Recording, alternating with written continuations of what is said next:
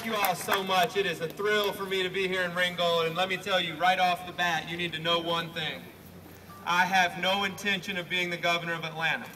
I'm going to be the governor for the entire state of Georgia, from Ringgold to every other community that we've got. And this part of the state has been forgotten for too long. It has been forgotten for too long, and we can do much, much better. But I'm thrilled to be here today. I'm thrilled to see so many friends from Northwest Georgia. Y'all know I'm originally from Calhoun.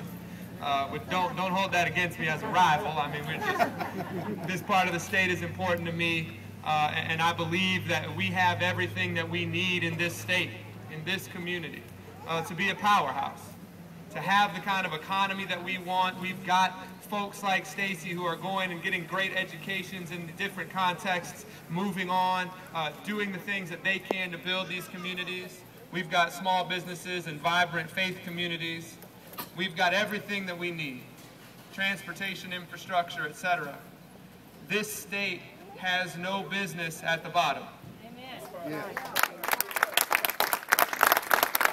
And yet, with all of those ingredients right now, Georgia, because of the current leadership, is dead last in unemployment. We are dead last in how fast we're recovering from the recession.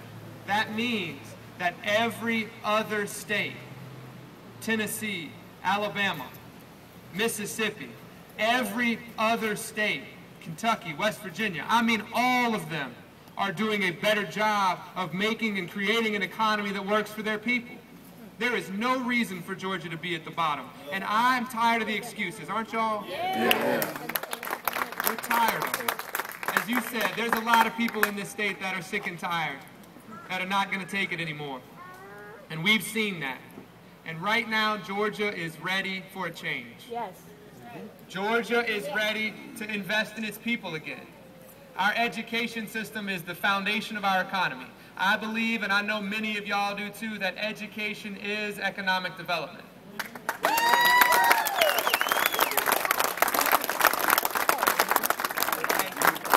And we will never have the economy that we want if we treat our schools the way that they have been treated over the last several years. How many educators are here? Look at that. Give them a round of applause. You know. You've heard the governor's talk about education. You've heard him say how much he's funded it. Go ask one of these teachers. Go ask one of these teachers what has happened to our schools, and they will tell you that in the last several years, you have watched the worst contraction of public education in the history of our state. Yeah. That is not the way to move forward. Not the way to move forward. We have to support our schools every single year, not just in an election year. That's right. That's right. The other thing we have to have is an economy that works for everybody.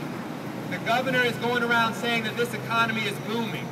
Well, guess what? I've traveled this state, and folks just aren't feeling that. The average family in this state makes $6,500 less than 10 years ago. The middle class is being left behind.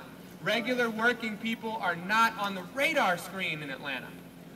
And we can change that. We can change that. It does not have to be that way. And if we put an economic policy in place that supports small businesses, that supports regular working people again, instead of just people that have a direct line to the governor's office or just people that have lobbyists, we will be able to have that dynamic economy. Because guess what? The best way to grow an economy is with small businesses and middle-class people with money in their pockets, right?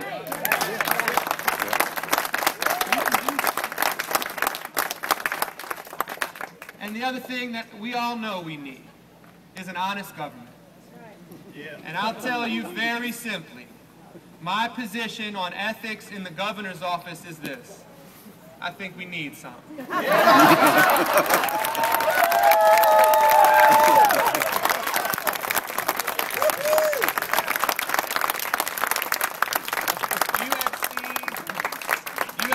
This leadership take Georgia to the bottom in so many ways.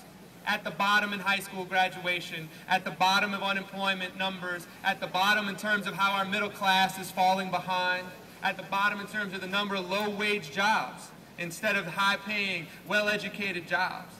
We're also at the bottom in terms of how fast the cost of college is rising. And I want to talk a minute about the Hope Scholarship. My friend Stacy went to college on the Hope Scholarship. She graduated, as she said, from high school right here. And she was the first person in her family to go to college. Well, let me tell you what's happened to the Hope Scholarship. Right now, because of the governor's cuts, it only pays for 60% of the cost of college.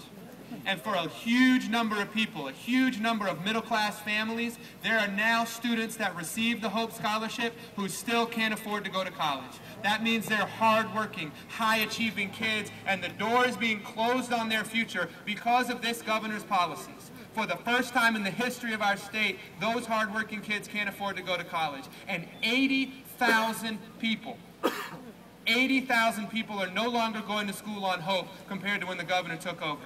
That's a shame. But you know what's really amazing? He says that with 80,000 fewer people and with it not covering the full cost of college, he says he saved it. Can you believe that? It's unbelievable. And the biggest problem that we have right now in this state is that the governor can't even see the problems of our people. He's going around now saying this economy where the middle class is getting left behind, where small businesses are getting left behind, is at the pinnacle. Well, I'll tell you, you and I know better. And if this is the best that the governor can do, we need a new governor. We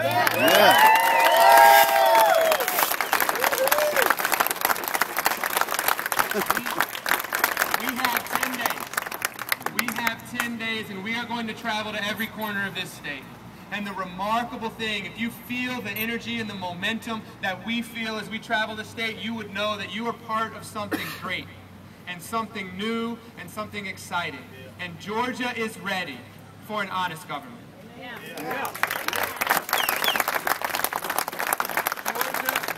Georgia is ready for an economy that works for everybody. And in 10 days, right now, if you don't have a lobbyist, and the middle class doesn't have a lobbyist, small businesses don't have lobbyists to stick up for them, but in 10 days, if we get out the vote, and if we talk to our folks, the middle class is not going to need a lobbyist anymore because it will have a governor.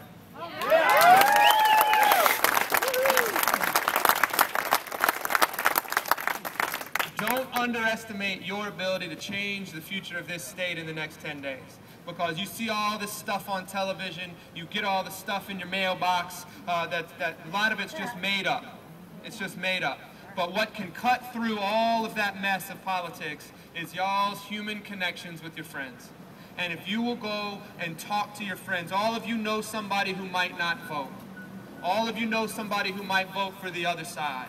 Go and let them know this is important to us. It's important to our schools, it's important to our teachers, it's important to our students, it's important to the future of our small businesses, it's important to the future of our regular working people in this community. It's important to have a governor who believes in the power of our people and not just in the special interests in Atlanta. That's right. And if we will get out, go ahead and cheer, y'all. But if y'all will get out over the next 10 days and talk, and vote. Ask everybody you know, when are you going to vote? When are you going to vote? In fact, y'all can go vote right now. You can vote right now. But if you ask your friends when they're going to vote, you make sure people get to the polls, then on election day, we will elect a governor that will be there for this community, that will be there for our schools, that will be there for our people, that will put a dynamic, forward-looking, energetic set of policies in place to bring our economy back, to bring our middle-class folks back, to give our children exactly what they need, to bring ourselves to where Georgia should be, which is at the top and not at the bottom. And Georgia's ready for that. I appreciate y'all very much.